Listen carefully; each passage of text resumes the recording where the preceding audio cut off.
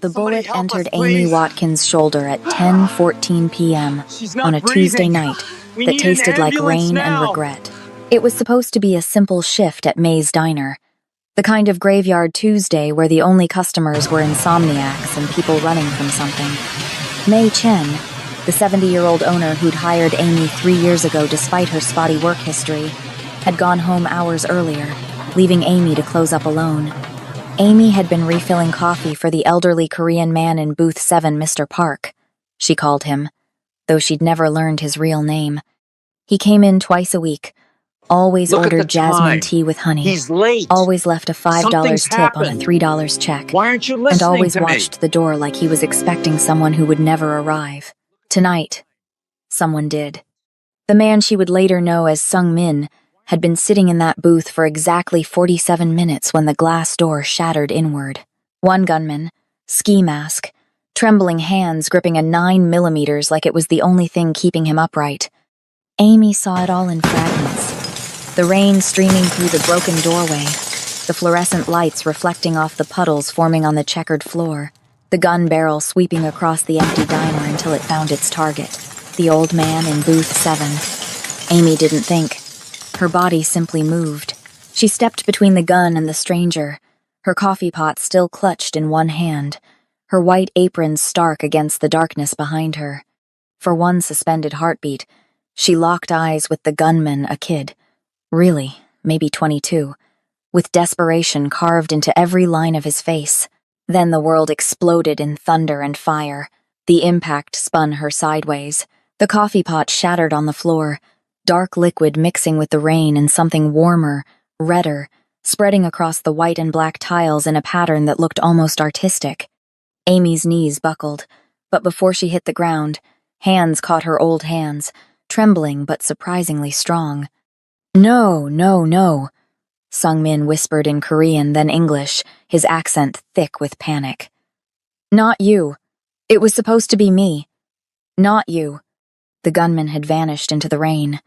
The only sounds now were the hiss of water on hot pavement, the buzz of the neon sign outside stuttering its final death throes, and Amy's shallow, labored breathing. Somewhere in the distance, sirens wailed. Too far, too slow, too late. Then came the sound that would change everything. The predatory growl of a high-performance engine, tires screaming against wet asphalt. A sleek black sedan, a Mercedes S-Class with windows tinted darker than the night itself, fishtailed around the corner and slammed to a stop directly in front of the shattered diner entrance. The driver's door flew open before the car had fully stopped. The man who emerged moved like violence barely contained in an expensive suit. Young Min was drenched within seconds, his tailored charcoal jacket clinging to his frame, his white dress shirt plastered to his chest, his black tie askew as if he'd been running or fighting or both.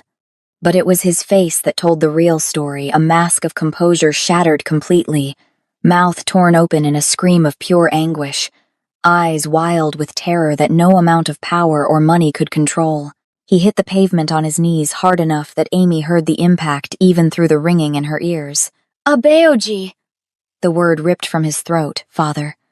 Then his gaze dropped to Amy, cradled in Sungmin's arms, blood spreading across her uniform like spilled wine. His expression transformed from relief to something Amy couldn't name. Something raw and unguarded and desperate. "Who is she?" Young Min demanded in Korean, already stripping off his jacket, pressing it against Amy's shoulder with hands that knew exactly where to apply pressure. How much? How hard? Hands that had done this before. "She saved me," Sungmin whispered. She just stepped in front. I didn't ask her to. I came here to..." His voice broke. It should have been me. The sirens were getting closer now. 4 blocks, maybe 3. Amy could see their red and blue lights painting the rain-slicked street in colors that reminded her of the neon signs she'd looked at every night for the past 3 years, while wondering if this was all her life would ever be. Young Min's face hardened. He looked at the approaching lights, then at his father, then down at Amy. She saw him make a decision that would declare war on the entire city. "The ambulance won't reach her in time," he said, his voice dropping into something cold and absolute. And I don't trust them anyway. Not with her. Young Min. You can't. Sung Min started. But his son was already lifting Amy into his arms with a gentleness that contradicted everything about him. The expensive suit that cost more than her monthly rent, the tattoos she glimpsed beneath his soaked shirt, the way his security detail materialized from the shadows with military precision. Get Dr. Choi on the phone. Young Min barked at someone Amy couldn't see. Tell him to prep the penthouse surgical suite. Tell him if she dies, everyone dies. Amy tried to speak. Tried to tell them she couldn't afford a hospital. Definitely couldn't afford whatever a penthouse surgical suite cost. He tried to explain she had a shift in the morning, and rent due in 3 days, and a life that didn't include men in $1,000 suits, carrying her through the rain like she was something precious. But the darkness was already pulling her under, warm and soft and final. The last thing she heard before the world went black was Young Min's voice, close to her ear, speaking words she didn't understand but felt all the way to her bones. Yunahe, I owe you a debt of grace. And I always pay my debts. When Amy Watkins blocked that bullet, she didn't just save an old man's life. She bound herself to the head of the Black Dragon Syndicate through an ancient code of honor that would turn her invisible life into something dangerous, powerful, and utterly inescapable. But that revelation was still hours away, in a penthouse she didn't know existed, in a world where waitresses didn't belong. Before we continue this story of blood debts and impossible choices, take a moment to hit that subscribe button and let me know in the comments where you're watching from. It truly means so much to see this community growing across the world. Every like, share, and comment you leave helps us bring these stories of courage and consequence to more people together. We're building something powerful. Now, back to the story. Because the real danger? It was just beginning. The interior of the Mercedes smelled like leather and blood. Amy registered this somewhere in the fog of consciousness, along with the sensation of motion, fast, reckless motion that took corners hard enough to press her against something solid and warm. Young Min's voice cut through the darkness, sharp and commanding. Keep pressure there. More. I don't care if it hurts her. She's already unconscious. I'm so sorry. That was Sung Min, his voice broken, repeating the words like a prayer. I'm so sorry. This is my fault. All of this.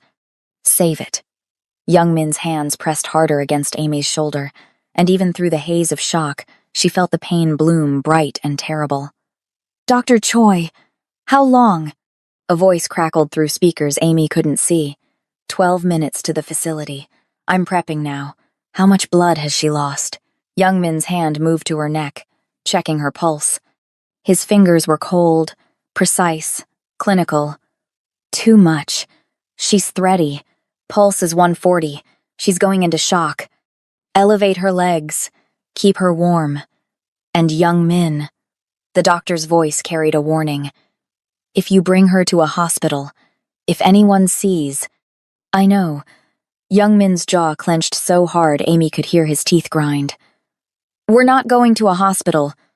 The ambulance that was coming for her? It wasn't coming to help. Sung Min's breath hitched. You're certain?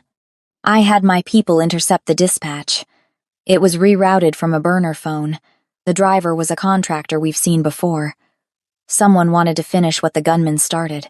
Young Min shifted, adjusting his grip on Amy as the car took another violent turn. Whoever sent that shooter wanted her dead specifically. This wasn't random. But she's nobody, Sung Min whispered. Just a waitress. Why would anyone... Nobody is just anything, Abeoji. Young Min's voice dropped, and for a moment, Amy felt him looking at her face. She stepped in front of a bullet for a stranger. That makes her dangerous to someone. The car accelerated. Amy felt the world tilting, felt Sung Min's weathered hand gripping hers, felt the steady pressure of Young Min's palm against her wound, keeping her blood inside her body through sheer force of will. Stay with us, Young Min murmured, and Amy wasn't sure if he was talking to her or to himself. Just a few more minutes. Stay. But the darkness was so warm, so inviting. Amy let it take her. When Amy opened her eyes, the first thing she noticed was the ceiling. It was wrong too high, too white, crisscrossed with recessed lighting that cast no shadows. The second thing she noticed was the silence. Not the comfortable quiet of an empty diner at 3 a.m., but the pressurized silence of expensive spaces where sound went to die. She tried to sit up. Pain exploded through her shoulder, sharp enough to steal her breath. Easy. A woman's voice, professional and cool. You've been out for 6 days. Your body needs time to adjust. 6 days? Amy's head swiveled toward the voice. A woman in pristine scrubs stood beside what looked like a hospital bed. But wrong. The sheets were too soft, the machines too sleek, the whole room too much like something from a science fiction movie. Floor-to-ceiling windows revealed a cityscape Amy recognized but had never seen from this angle. They were high up, very high up, where Amy's throat was dry, her voice a rasp. Where am I? Safe. The woman a nurse. Probably. Though everything about her suggested military training adjusted an IV line Amy hadn't noticed attached to her arm. Mr. Kang will be pleased you're awake. I'll let him know. Wait. I have work. My shift. Amy tried to swing her legs off the bed. The room tilted violently. What day is it? I need to call Maze. Tell them It's Monday. The nurse's hand was firm on Amy's good shoulder, pressing her back against the pillows. And you need to stay still. You coded twice during surgery. Your lung collapsed. You're lucky to be alive. Monday. That meant she'd missed 5 shifts. 5 shifts at $2.13 an hour plus tips that averaged maybe $80 on a good night. 5 shifts. She couldn't afford to lose. Not with rent due, not with... My phone! Amy looked around frantically. I need my phone. I need to call. Your belongings were destroyed. The nurse's expression softened slightly. I'm sorry. There was too much blood. The uniform. Her name tag.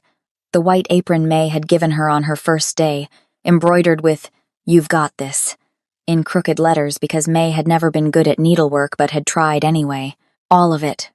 Gone. Amy felt something crack inside her chest, and it had nothing to do with her injuries. The door opened without a knock. Young Min entered, and in the bright light of day or whatever time it was, Amy finally got a clear look at the man who'd carried her through the rain. He'd changed out of the ruined suit, now wearing black slacks and a black dress shirt with the sleeves rolled to his elbows, revealing forearms corded with muscle and marked with ink she couldn't quite make out. His hair was still damp, like he'd just showered.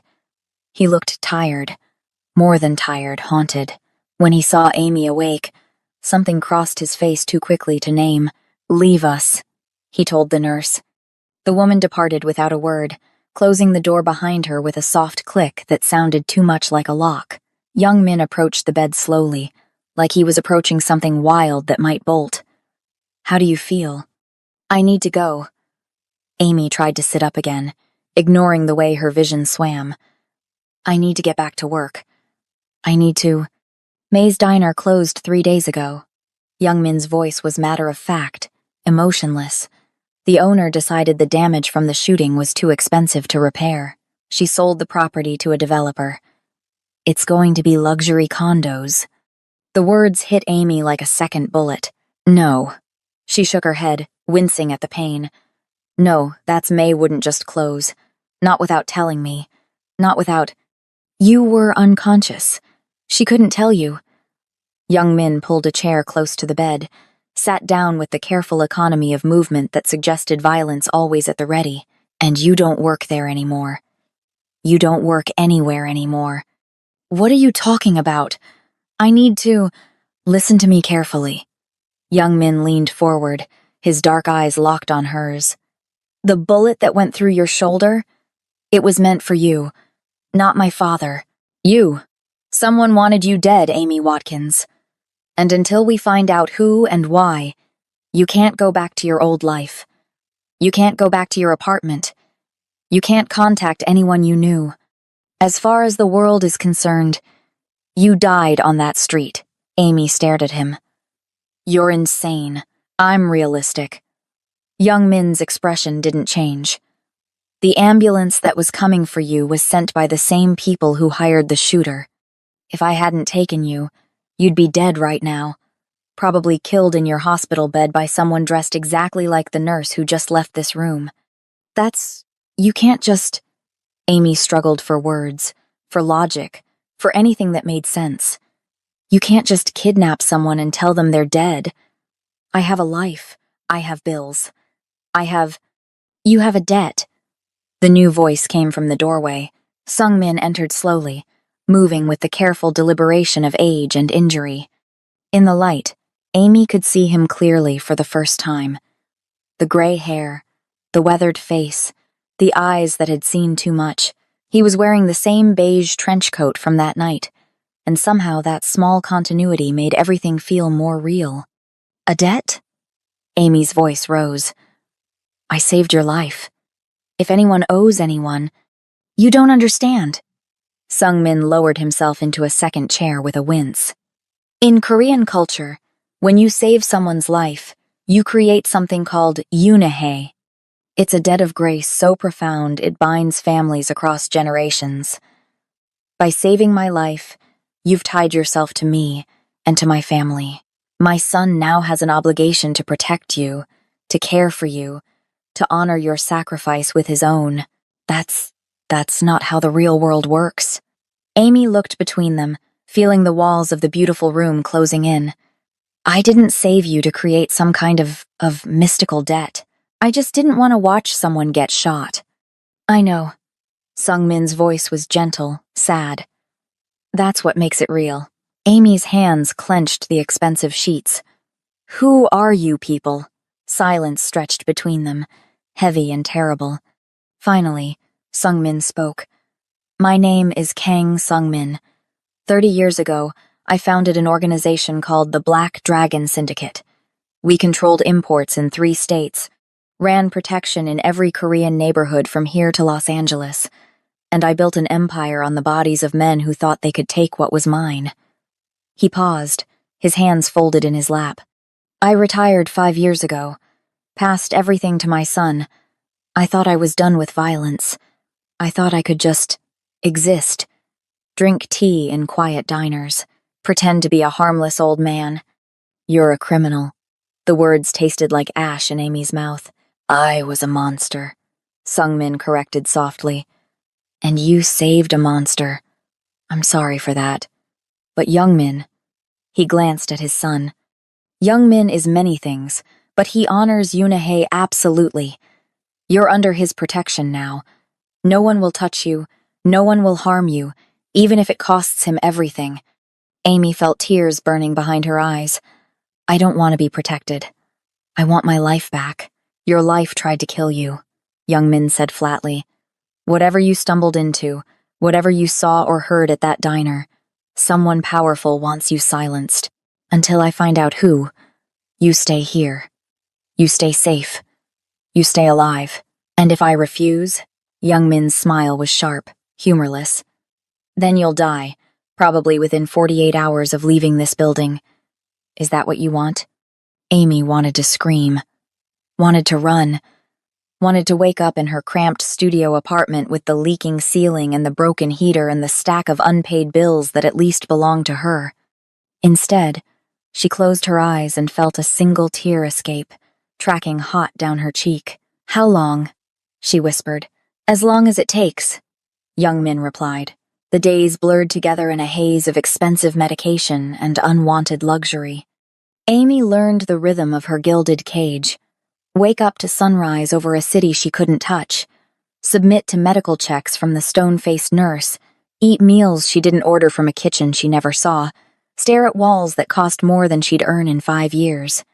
Sung Min visited every afternoon, bringing tea and stories and an apology that lived permanently in his eyes. He told her about his wife, dead 10 years now. About immigrating to America with nothing but a suitcase and a knife. About building something from nothing and losing his soul in the process. I thought retirement would bring peace, he said one day, rain streaming down the floor-to-ceiling windows. But peace isn't something men like me get to have. We just get quieter wars. Amy found herself looking forward to these visits despite everything. Sung Min was kind, gentle, nothing like what she'd imagine a mob boss to be. It created a dissonance in her mind. How could the same man who told her about feeding pigeons in the park have ordered executions? How could hands that poured tea so carefully have pulled triggers? You're confused, Sung Min observed, reading her expression with unsettling accuracy. You want me to be a monster. It would make everything simpler. You said you were a monster, Amy pointed out. I was. I am. He sipped his tea. But monsters don't stop being people. That's what makes us truly dangerous. Young Min was a different story. He appeared at odd hours, always checking her medical charts, always scanning the room like he expected threats to materialize from the expensive furniture. He barely spoke to her, barely looked at her, and Amy told herself she was grateful for the distance. But on the 8th day, everything changed. Amy had been cleared to shower, but her shoulders still wouldn't cooperate. She'd been sitting on the edge of the bathtub for 20 minutes, trying to figure out how to wash her hair one-handed, when she heard the bathroom door open. The nurse is off duty. Young Min's voice, carefully neutral. She said you needed help. Amy's face burned. I'm fine. You've been in here for 23 minutes. Young Min moved into view, rolling up his sleeves with businesslike efficiency. You're not fine. I'm not letting you. I've seen bullet wounds and surgery scars. There's nothing in this bathroom I haven't seen before. He pulled a chair up to the tub, testing the water temperature with clinical detachment. Tilt your head back. Amy wanted to argue, wanted to maintain some shred of dignity. But her arm ached. Her pride was already shattered, and she was so tired of pretending she didn't need help. She tilted her head back.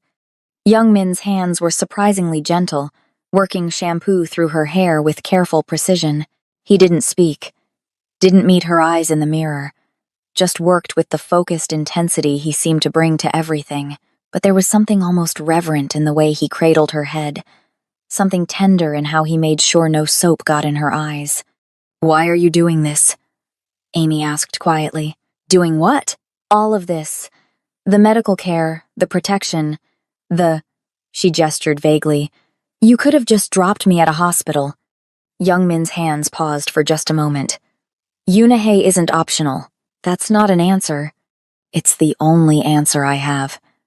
He resumed washing, his fingers working through tangles with unexpected patience. You saved my father. You nearly died for a stranger. That kind of courage is... He stopped, searching for words. Rare. Worth protecting. I'm not courageous, Amy said. I'm just a waitress who made a stupid split-second decision. There are no stupid decisions that save lives. Young Min rinsed her hair, water running through his fingers. Only brave ones and cowardly ones. You chose bravery. Now you have to live with the consequences. Something in his tone made Amy open her eyes, catching his reflection in the mirror. For just a moment, his mask slipped, and she saw something underneath, something lonely and lost and aching. Then it was gone, replaced by the cold efficiency she was learning to expect.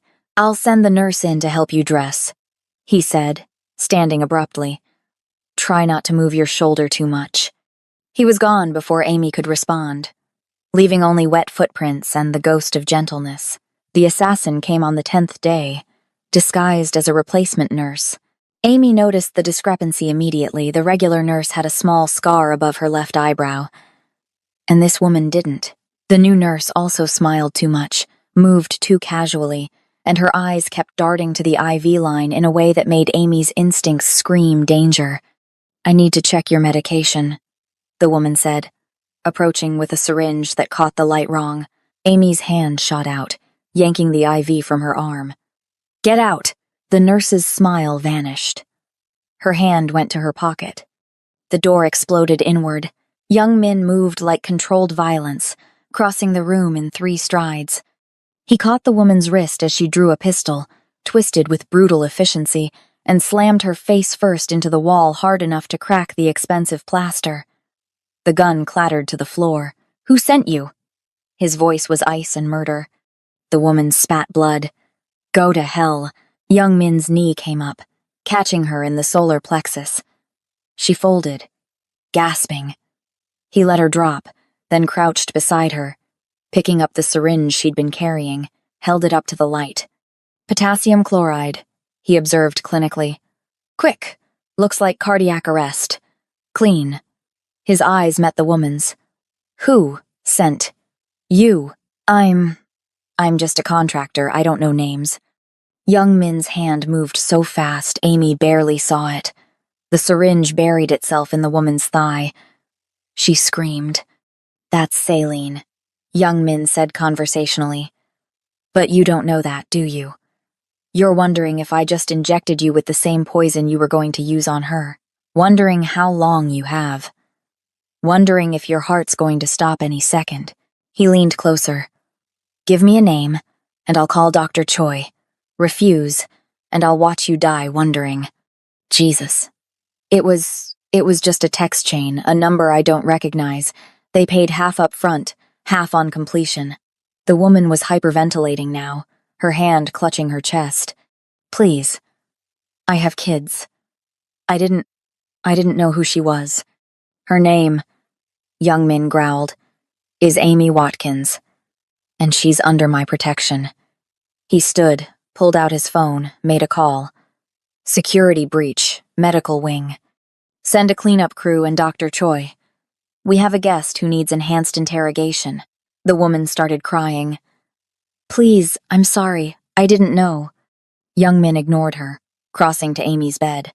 His hands were shaking, barely perceptible, but Amy saw it. Saw the crack in his composure. Are you hurt? His eyes scanned her, checking for injuries with desperate intensity. I'm fine. I pulled the IV before she... You should be terrified. Young Min's voice was low, angry. You should be screaming. Instead, you ripped out your own IV and told an armed assassin to leave. Are you insane? Probably, Amy whispered. Something flickered in Young Min's eyes, respect. Maybe. Or recognition. The leak is coming from inside my organization. Someone in my inner circle wants you dead badly enough to hire contractors and forge hospital credentials. He looked at the crying woman on the floor. This was a test, to see how close they could get. Did I pass? Amy meant it as a joke, but her voice shook. You survived. Young Min's hand moved just for a second like he wanted to touch her face. Then he stopped himself, stepped back, rebuilt his walls. That's all that matters. Security flooded in, professional and silent. They hauled the assassin away. Dr. Choi arrived, checked Amy over with brisk efficiency, and reinserted the IV with steady hands that had clearly seen worse. Through it all, Young Min stood by the window, staring out at the city lights, his reflection dark and troubled in the glass. When they were alone again, Amy spoke quietly. You can't protect me forever. Watch me.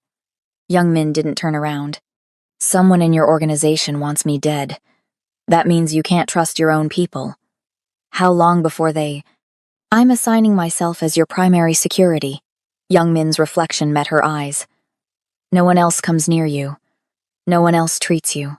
Just me, Doctor. Choi, and my father. His jaw clenched. I won't lose you. Not to them. Not to anyone. The possessiveness in his voice should have frightened her.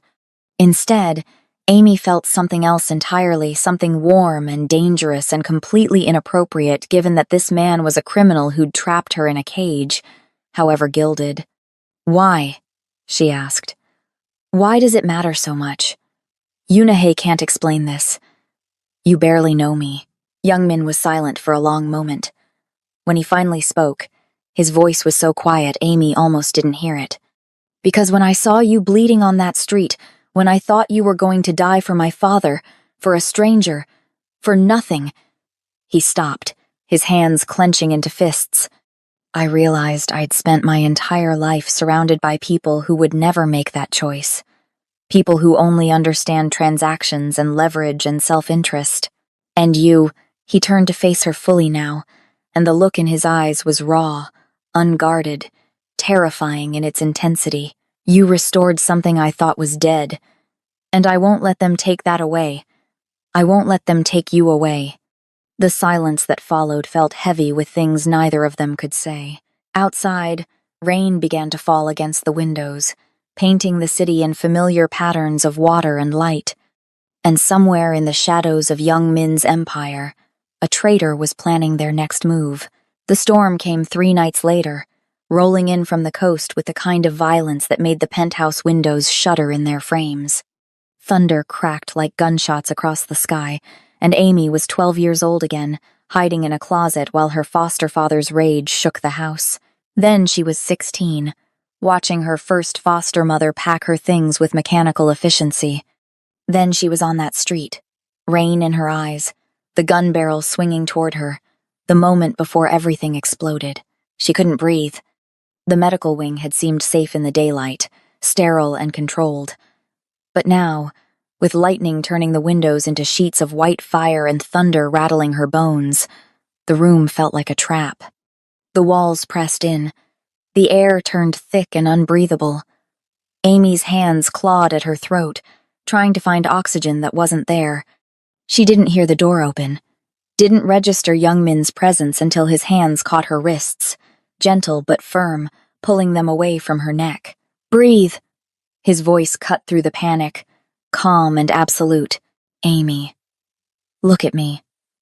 Breathe. She couldn't. The world was spiraling, fragmenting into 1,000 terrible memories that all tasted like fear and rain and abandonment.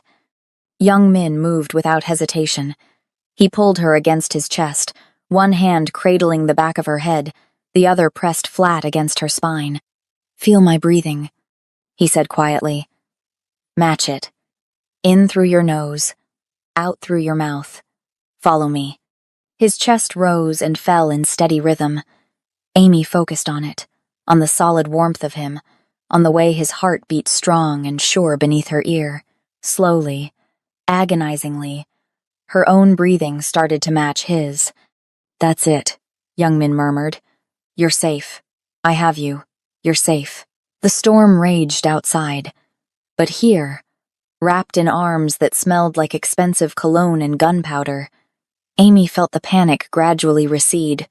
She became aware of other things, how Young Min's hand was moving in slow circles against her back, how his chin rested on top of her head, how he was whispering words in Korean she didn't understand, but that sounded like comfort. "I'm sorry," she whispered when she could finally speak. I don't usually. Don't apologize." Young Min's voice was rough, raw in a way she'd never heard before. "You were shot. You almost died. You're trapped in a stranger's home with people you don't trust. You're allowed to break. You don't break." Amy pulled back just enough to see his face. Lightning flashed, illuminating features she'd memorized over 2 weeks of stolen glances and careful distance. "You're always so controlled, so perfect." Something shifted in Young Min's expression. "I'm not perfect. I'm a criminal who's falling for a woman I have no right to touch." The words hung between them, fragile and dangerous. "Who says you don't have the right?" Amy's voice was barely audible over the storm. Young Min's hand came up, cupping her face with a tenderness that made her chest ache. "You're here because of me. Because of my father, my world, my enemies. Touching you would be taking advantage of. I'm here because I chose to step in front of a bullet." Amy turned her face into his palm. "Maybe I'm choosing this too." She saw the moment his control shattered, saw his eyes darken, his breath catch, his carefully maintained distance collapse like a dam breaking. When Young Min kissed her, it was nothing like she'd imagined. It wasn't gentle or sweet or tentative. It was desperate, fierce, driven by weeks of tension and fear and the terrible knowledge that either of them could die tomorrow. His hand tangled in her hair, careful of her shoulder, and Amy rose up on her toes to meet him, her good arm wrapping around his neck. Thunder shook the building, lightning painted them in stark relief, and for one perfect, stolen moment, Amy forgot about bullets and debts and the impossible gulf between a waitress and a mob boss. When they finally broke apart, both breathing hard, young Min pressed his forehead to hers. "This is a mistake," he whispered. "Probably," Amy agreed. "I don't deserve you. Definitely not." Young Min laughed, the sound startled and genuine. Then his expression sobered. If we do this, I need you to understand what it means. In my world, what's mine is protected absolutely. If you're mine, Amy, there's no going back. No half measures. No safe distance. I stopped believing in safe distance the second I stepped between that gun and your father. Amy met his eyes steadily. I'm already in this. I'm already yours. The question is whether you're brave enough to be mine. Young Min's smile was sharp, dangerous, and utterly genuine. You have no idea what you're asking for. Then show me. He kissed her again, slower this time, deeper, like he was memorizing the taste of her.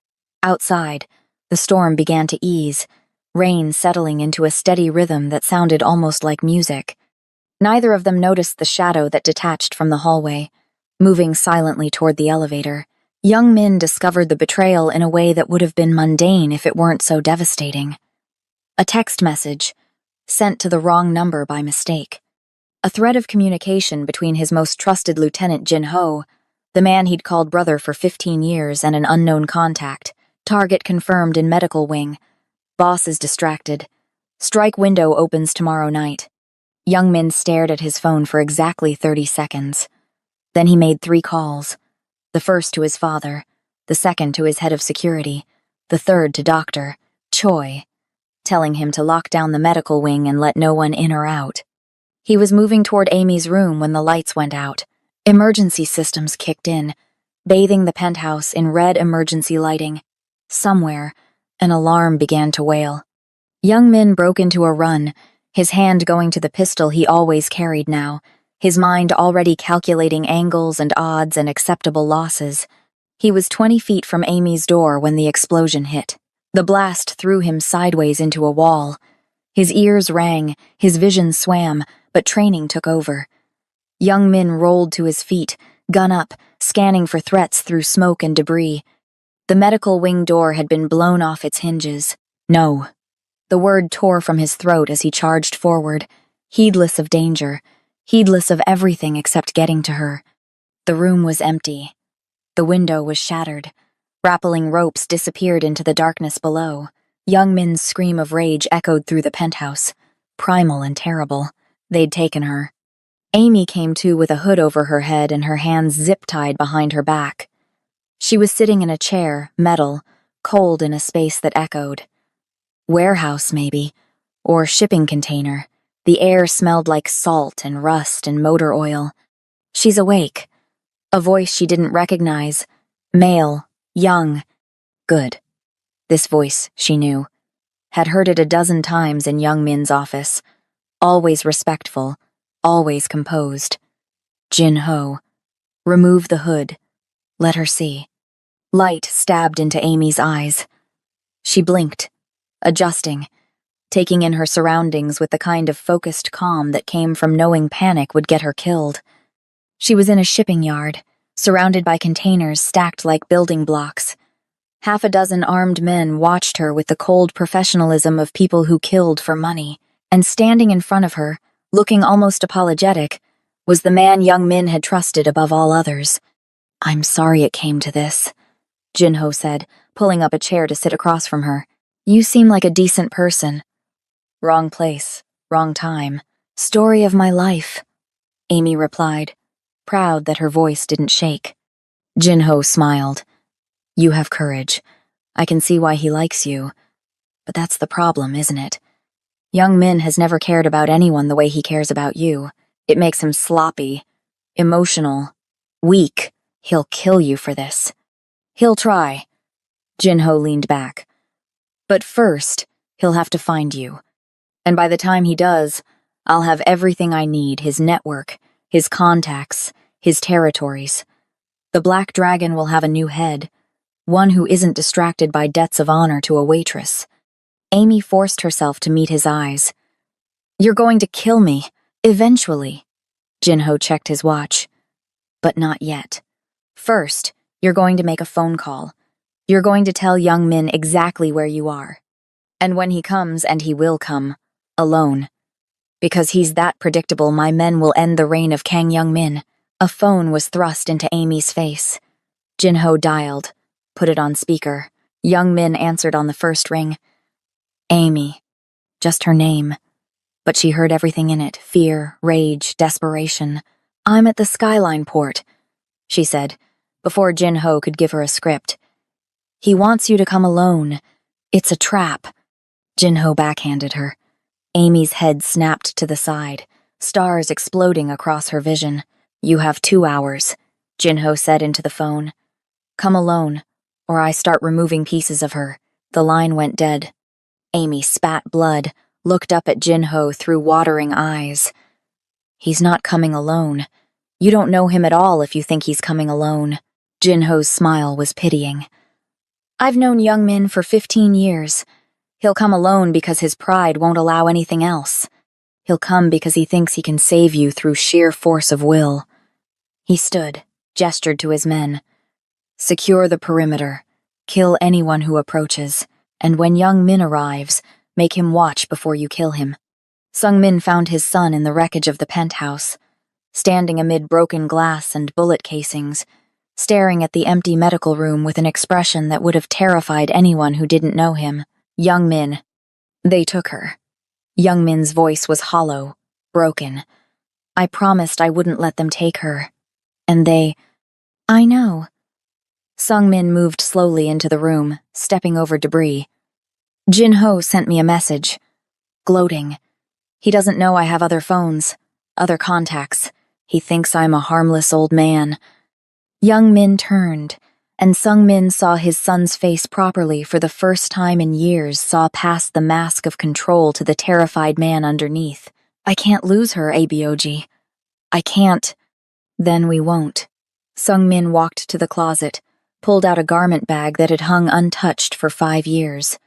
Inside was the beige trench coat he'd worn in his operational days, back when people called him the Iron Fist and crossed the street to avoid him. Jin-ho made one critical mistake. What's that? He forgot that before you were the dragon, I was the dragon. Sung Min shrugged on the coat. It fit like memory. And I still have friends in this city. Old friends. Dangerous friends. The kind who owe me Yunahei. Young Min's expression shifted, hope flickering to life. You can't. You're retired. You have a pacemaker. I have a son who loves a woman worth dying for. Sung Min checked the pistol he'd kept hidden for emergencies, found it clean and loaded. That's more than enough reason to come out of retirement for one last operation. Father and son looked at each other, and something passed between them, understanding, respect, the acknowledgement that they were about to declare war on the city. Skyline Port, Young Min said. Jin-ho controls it through shell companies. It's a fortress. Fortresses have weaknesses. Sung Min pulled out his phone, started making calls in rapid Korean. The security grid runs on a system I helped install 15 years ago. I know the back doors. I know the patrol patterns. And I know. He smiled, and it was the smile of the Iron Fist, sharp and merciless, that Jin-ho never bothered to change the protocols I wrote. Young Min armed himself methodically. Pistols, knives, body armor. They'll kill her if we attack head-on. Then we don't attack head-on. Sung Min's last call completed. He pocketed the phone. We attack like dragons. The assault began at midnight. Sung Min sat in a van 3 blocks from Skyline Port, his laptop connected to systems Jin-ho didn't know existed. His fingers flew across the keyboard, decades of muscle memory taking over. Security cameras looped. Motion sensors went dark. Electronic locks clicked open in sequence. Grid is down, he said into the comm unit. You have a 10-minute window before they notice. Make it count. Young Min's voice crackled back. Copy. Going in. On the screen, Sung Min watched his son move through the shipping yard like controlled violence. Young Min avoided the main approaches, used the blind spots Sung Min created, dispatched 2 guards with brutal efficiency before they could raise an alarm. But Jin-ho had numbers. Young Min had fury. Inside the main warehouse, Amy heard the first gunshots. She looked up from where she'd been zip-tied to a support beam, saw Jin-Ho's expression shift from confidence to concern. Status. He barked into his radio. "We're under attack, one man. It's Kang. He's..." The transmission dissolved into screaming and gunfire. Jin-Ho grabbed Amy's face roughly. "He came alone. The fool actually came alone. I told you," Amy said quietly. "You don't know him at all." More gunshots. Closer now. Jin-Ho grabbed a pistol, gestured to his remaining men. "Kill anyone who comes through that door." The warehouse door exploded inward. Young Min entered with a pistol in each hand, and Amy understood in that moment why people feared him. He moved like death, firing with inhuman precision, every shot finding a target. Men fell around him, return fire sparking off the containers, but he kept coming, unstoppable, inevitable. His eyes found Amy across the warehouse, and she saw relief flash across his face. Then Jin-Ho put a gun to her head. "Stop." Jin-Ho's voice echoed through the sudden silence. "Stop or I'll kill her right now." Young Min froze, his weapons still raised. Blood dripped from a cut on his temple, his suit was torn, but his hands were steady. "Let her go, Jin-Ho. This is between us." "This was never between us." Jin-Ho pressed the gun harder against Amy's skull. "This is about power, control, the future of the Black Dragon. She's just the catalyst. Then take it." Young Min's voice was eerily calm. "Take the syndicate. Take everything. Just let her go." Jin-Ho laughed.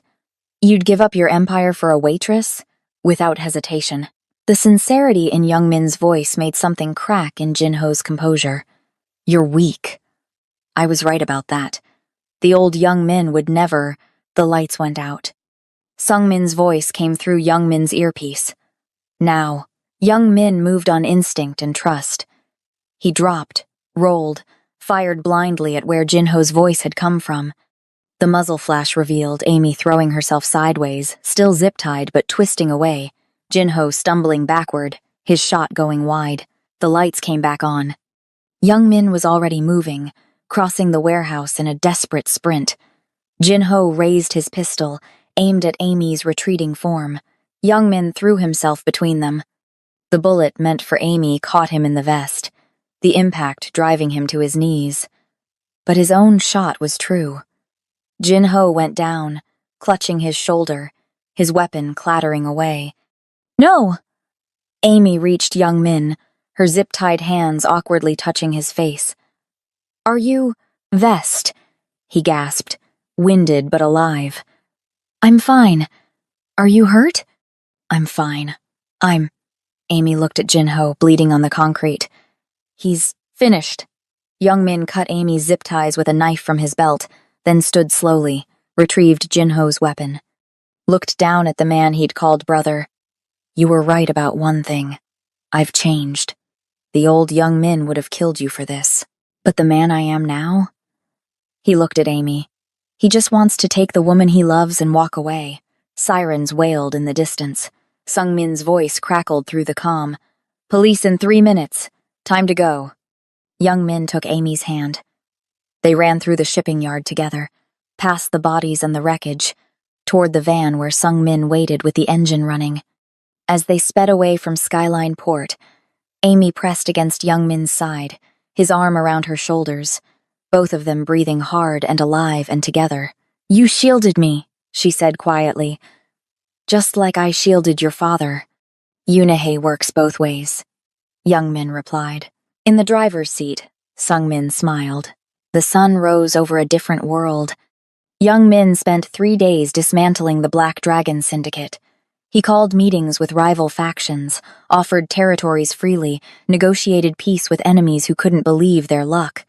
The empire his father had built and he had maintained crumbled by design, piece by piece, until there was nothing left but memories and debts finally paid. "They'll think you're weak," Sung Min observed, watching his son sign away the last of his holdings. "Let them." Young Min didn't look up from the papers. "I spent 15 years being strong. It cost me everything except what matters. What mattered was sitting in the next room, eating takeout with Dr. Choi and arguing about physical therapy schedules. When the last signature was complete, Young Min walked away from the conference table and didn't look back. 6 months later, a small diner opened on the coast.